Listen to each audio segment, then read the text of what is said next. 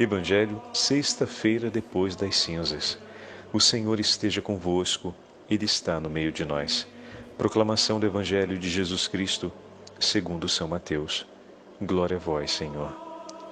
Naquele tempo, os discípulos de João aproximaram-se de Jesus e perguntaram: Por que razão nós e os fariseus praticamos jejuns, mas os teus discípulos não? Disse-lhe Jesus: Por acaso os amigos do noivo podem estar de luto enquanto o noivo está com eles? Dias virão em que o noivo será tirado do meio deles. Então, sim, eles jejuarão. Palavra da salvação. Glória a vós, Senhor. Sexta-feira depois das cinzas, em nome do Pai, do Filho e do Espírito Santo. Amém.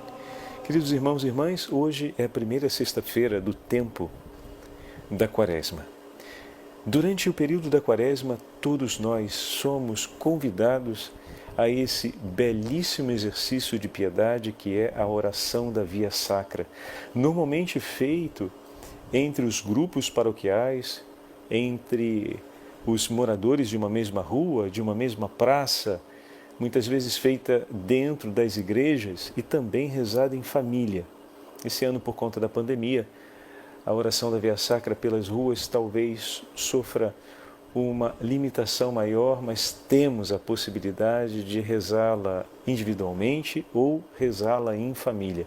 E aqui fica a grande proposta do Padre para esse período da Quaresma, de na sexta-feira meditarmos as estações que recontam para nós a paixão de nosso Senhor. É uma forma de introduzirmos as crianças na meditação a respeito da paixão de nosso Senhor Jesus Cristo. Ontem falávamos a respeito da cruz de nosso Senhor, de ter sempre a cruz do Senhor perto da gente para recordarmos que esse itinerário da Quaresma nos leva à celebração da Páscoa, que estamos preparando nosso coração para encontrarmos o Senhor no solene anúncio, na renovação do solene anúncio da nossa libertação, o solene anúncio da nossa salvação. Então vejam, ter a cruz do Senhor, onde meditávamos perto de nós, inspira em nosso coração esse ato de piedade, inspira no nosso coração a possibilidade de rezarmos continuamente, declarando o nosso amor a Jesus e confiando a Ele o nosso coração para que possamos amá-lo dignamente. Pedindo a intercessão da Virgem Maria, como falávamos ontem, é ao Imaculado Coração que confiamos o nosso coração para que Ele possa amar como nosso Senhor Jesus Cristo merece ser amado. Senhor, eu quero te amar como o Senhor merece ser amado. E preciso de ajuda, que os céus e a Virgem Maria venham em meu socorro para me ajudar a te amar como o Senhor merece e o Senhor deve ser amado. Existe um ato de justiça no amor a Deus, cuja medida, o balizamento, não vem de mim, mas vem dele. É Ele a própria medida. E Ele se entregou por nós, como palavra viva e possível ao coração do homem. E falávamos ontem a respeito do testemunho da Virgem Maria, filha predileta aos olhos do Pai, criatura perfeitíssima, que em tudo amou a Deus e de coração indiviso e total amou a Jesus, perfeitamente. E eu e você fomos confiados à Virgem Maria para amarmos assim Jesus. Percorrer a meditação sobre as estações da paixão de nosso Senhor Jesus Cristo é viver essa sensibilidade do coração que se deixa tocar pela memória das dores de nosso Senhor. Não é apenas um exercício de retomada, digamos assim, da memória histórica do sofrimento de Jesus, mas em cada estação nos inspira sensivelmente os gestos do Senhor, a sua paciência, o seu silêncio, a sua resignação, a sua resistência, a sua perseverança, a sua não murmuração. a sua ternura com sua mãe, que sofre vendo o sofrimento de seu filho. O cuidado com as mulheres que não encontram consolação diante da dor do Senhor. O Senhor se deixa cuidar e ser ajudado. Já parou para pensar nisso, meu irmão? Quantas vezes nós, por soberba ou arrogância ou vaidade, resistimos à ajuda que o outro nos oferece? Já percebeu quantas vezes nos impacientamos diante de situações difíceis ou diante da limitação da outra pessoa? E o padre aqui levanta a mão por primeiro. Muitas vezes me impaciento, me dou conta disso. E quando acontece, é necessário que saibamos também reconhecer e pedir perdão. Quantas vezes pedimos perdão aos nossos familiares e amigos pelos momentos em que erramos, pelos momentos em que fizemos eles sofrerem? Também essa é uma forma de aceitar a ajuda e o socorro do próximo. Não só quando me sinto incapaz e incompetência para realizar algo e preciso da ajuda de quem possa dar-me a competência e assistência necessária para realizar aquilo, mas no momento da minha imperfeição, ensina São Paulo que quando o nosso irmão é frágil, devemos ser fortes por ele. E quando o irmão então é frágil no exercício do amor e no zelo pelo próximo, e reconhecendo sua fragilidade, se coloca diante de nós, a ajuda naquele momento é sermos fortes para que ele consiga superar aquilo. Então, ao pedir o perdão, nós oferecemos a ele perdão. Um ato de perdoar ali é o ato de sustentar o seu irmão no momento de sua fragilidade. O perdão nos encoraja a ir adiante.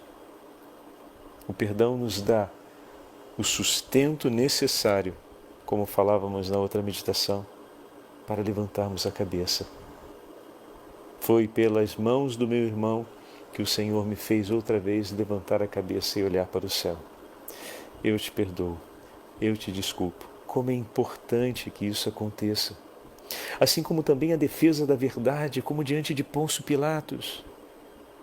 O Senhor defende a verdade, não dá um passo atrás. E como a gente diz no popular, não cresce para cima de Pilatos, para humilhá-lo ou submetê-lo.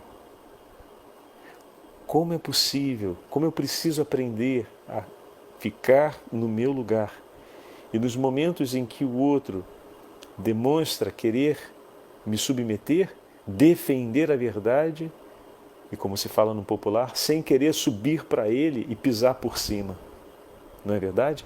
Rapaz, isso é difícil. E meditando a Via Sacra, a gente não está só lembrando os momentos, fazendo, por assim dizer, um memorial das dores que Jesus viveu durante o caminho do Calvário, mas a gente está aprendendo com o Senhor, aprendendo a partir do Senhor. A gente está recuperando o testemunho do Senhor e a palavra de Deus que nos alimenta, nutre, fortalece. A gente também está recuperando, está lendo de novo essa palavra para que consigamos colocar em prática, para que possamos escolhê-la novamente, para que possamos vivê-la de novo, para que possamos seguir em frente, amparados por Deus. Então, a Via Sacra é um grande exercício de espiritualidade, um grande exercício de devoção, que enriquece muito esse nosso percurso da Quaresma. Talvez no primeiro momento você sinta a necessidade de rezá-la sozinho, para que você possa internalizar com mais sensibilidade todas essas coisas que o Padre está falando, que nem sempre quando rezamos em grupo temos tempo suficiente. Mas eu tenho certeza que se o primeiro passo você der, você chega no final. Para terminar, a gente tem que começar. Então não deixa para começar depois. Começa agora. Eu quero rezar com a minha família, mas sinto que minha família ainda não tem digamos, um silêncio interior para a gente conseguir fazer isso bem, vai ser meio confuso. Eu também ainda não meditei bem, então é melhor deixar para a próxima semana. Para com isso. E se a gente não começa, a gente não termina. Então começa essa sexta-feira contigo, faz sozinho. Pega o teu tempo, medita sozinho, começa a internalizar a sua experiência de meditação e de oração com cada uma das estações. E na semana que vem você começa com a família.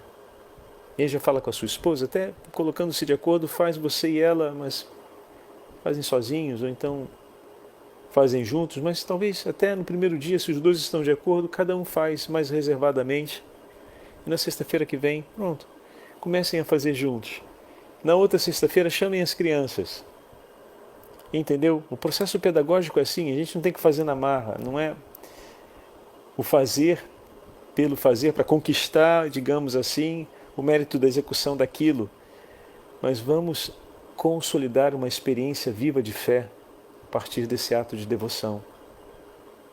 E para isso é importante que comecemos, então não caia nessa armadilha do eu vejo as dificuldades e deixo para começar depois. Lembra que só termina quem começa. Então, foi uma frasezinha boba, mas tem muito sentido. Começa, dá teu passo, começa.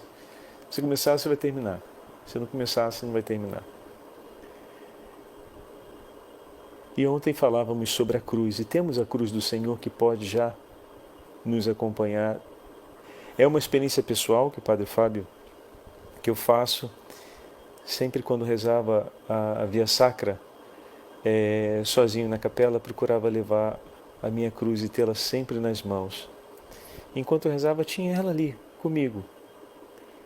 E muitas vezes me dava conta que estava passando o dedo sobre a imagem de Nosso Senhor e olhava para ela, olhava para o sacrário, tinha esse privilégio da capela em casa e podia ter Nosso Senhor presente ali no sacrário e fazia a Via Cruz ajoelhado aos pés do Senhor. Em alguns momentos vinha, por causa de outras preocupações, de se desligar da meditação, mas aí, no mesmo instante, a cruz do Senhor ali nas mãos nos ajuda a voltar. É introduzir uma sensibilidade tátil durante a oração, coisa que normalmente a gente não tem o hábito de envolver os nossos sentidos na oração. Os 5 sentidos do corpo. Tem pessoas que rezam e gostam de se sentir e se sentem mais integradas com a oração quando colocam um pequeno fundo musical.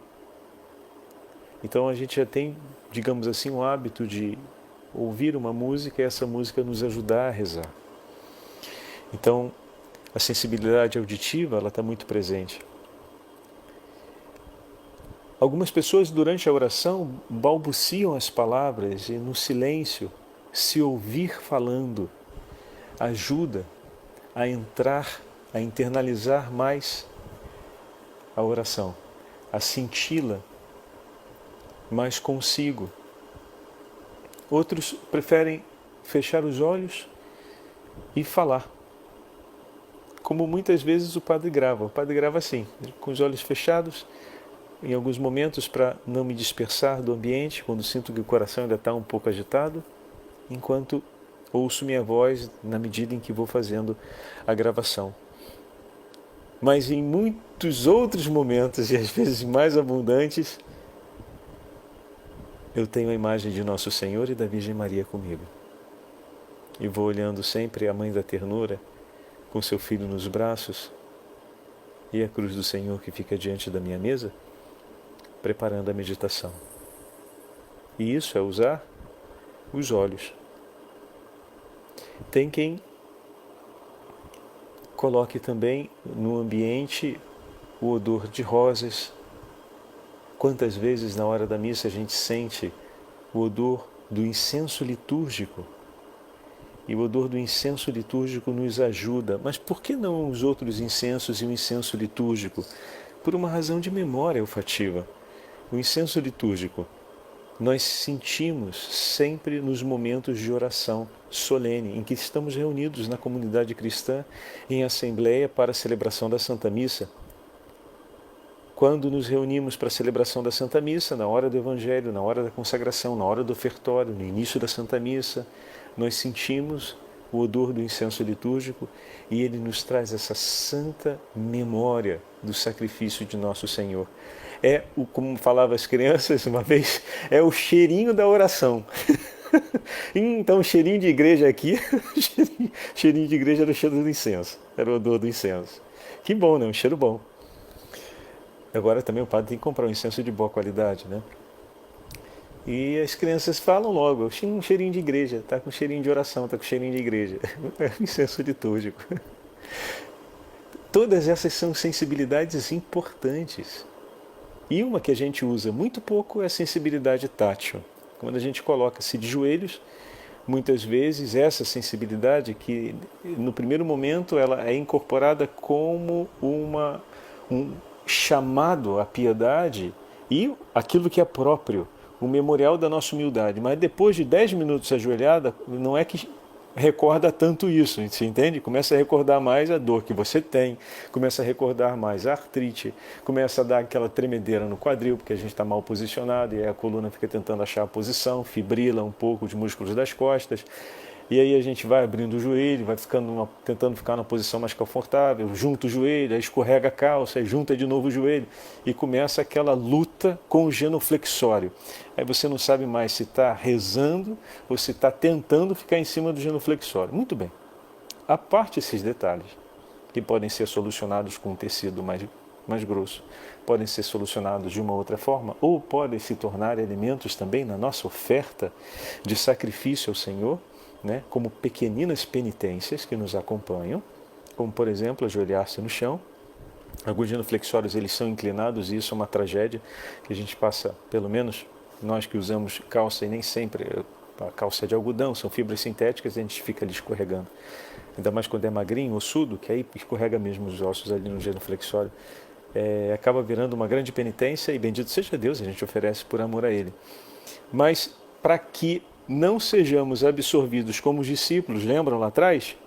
Tem só um pão dentro do barco. E agora? Jesus está falando do fermento dos fariseus. Pronto, ele está dando bronca na gente porque estava todo mundo discutindo quem foi que deixou que um pão só viesse para dentro do barco e tem um montão de gente para comer. Bom, é preciso que a gente tenha outros elementos táteis que nos ajudem a estar ali na oração. E um desses é ter a cruz de Nosso Senhor, ou ter o Santo Rosário nas mãos. E ontem nós falávamos sobre isso. Hoje a Santa Liturgia nos apresenta o texto de Mateus, capítulo 9. E temos Jesus que faz o discurso sobre o jejum. Está vendo? O padre falando de genuflexório, que faz a gente ficar em penitência. Às vezes, pela inclinação que ele tem, é penitência na certa. E hoje o Evangelho nos fala a respeito de jejum, de um outro gesto de penitência corporal que nós podemos realizar ao longo dessa quaresma. Veja, fizemos na quarta-feira o jejum. Não é restrito à quarta-feira, mas esse ato de mortificação dos nossos sentidos, dos nossos desejos, esse ato de oferta ao Senhor, de participação no sacrifício do Senhor, também é um ato de tomada de consciência sobre o próprio corpo, sobre aquilo que é próprio, que nos foi entregue pelo Senhor, né, o cuidado a respeito da nossa vontade. Na nossa liberdade temos que administrar a nossa vontade, mas muitas vezes nos sentimos administrados por elas. E um exercício como esse, ele tem um valor e um significado enorme para a nossa vida cristã. Não se trata apenas do abster-se da comida, como nós vamos ouvir nas duas leituras que o padre vai trazer já para a gente, de São Leomagno e de São Teodoro Estudita, que vão falar em consonância sobre o significado do jejum. Mas ele tem por objetivo ser um instrumento, um meio, um exercício que nos leve a abster-nos do pecado, abster-nos do ímpeto das paixões, do ímpeto dos desejos, do ímpeto da vontade. E dessa forma, somos agradáveis aos olhos de Deus, ou seja, cumprimos um ato de justiça e de amor ao Senhor. Às vezes a gente usa essa expressão, somos agradáveis aos olhos de Deus, e isso pode dar uma impressão ruim, porque temos um pouco uma memória distorcida a respeito disso no ditado popular, né? Você tem que agradar para que o outro te aceite, mas não é esse o conceito. Ser agradável aos olhos de Deus significa fazer aquilo que faz o meu Senhor feliz. Não é o conceito de tornar-me aceitável. Vou fazer algo para que me torne aceitável para você. Se eu não fizer, você não vai me aceitar. O ponto de partida, se é o mistério pascal, se é o anúncio que o Senhor fez sobre algo que eu não merecia, que Ele fez por amor, a minha resposta é sempre gratidão. Então, é aquilo que faz o meu Senhor feliz. Ser agradável aos olhos dele significa fazê-lo feliz. O que eu ofereço ao meu Senhor que o faz feliz? Rejeitar o pecado, renunciar ao pecado? Isso faz o meu Senhor feliz. É para ele consolação. O texto de hoje, ao mesmo tempo que nos remete à reflexão sobre o jejum, é, na verdade, um anúncio explícito do Senhor a respeito da sua paixão. Como vai dizer, vocês repararam que é bem pequenininho, né? São só 2 versículos. Por acaso podem os amigos do noivo estar de luto enquanto o noivo está com eles? Dias virão quando o noivo lhes será tirado. Então, sim, jejuarão. Muito bem. O jejum é o tempo de preparação para o reencontro. Perceberam? Com o noivo. O noivo foi tirado, mas o Senhor voltará. O noivo foi tirado e ressuscitou. Morte e ressurreição.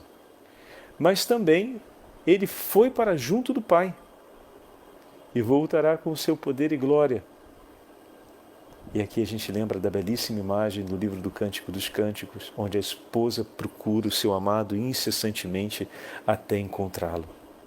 Saber que o Senhor vem ao nosso encontro, saber que caminhamos dia após dia para ver a Jesus, para estar intimamente com Ele, sem sermos mais separados. Pensar a morte e pensar a jornada dessa vida assim, propriamente cristão, e é o modo idôneo de olharmos a nossa vida. São Paulo se alegrava por a cada dia estar mais próximo do encontro com o Senhor. E era muito eloquente, dizendo: combati o bom combate, percorri a corrida, a palavra de Deus foi anunciada, não corri em vão. E agora está chegando o momento de me encontrar com Ele.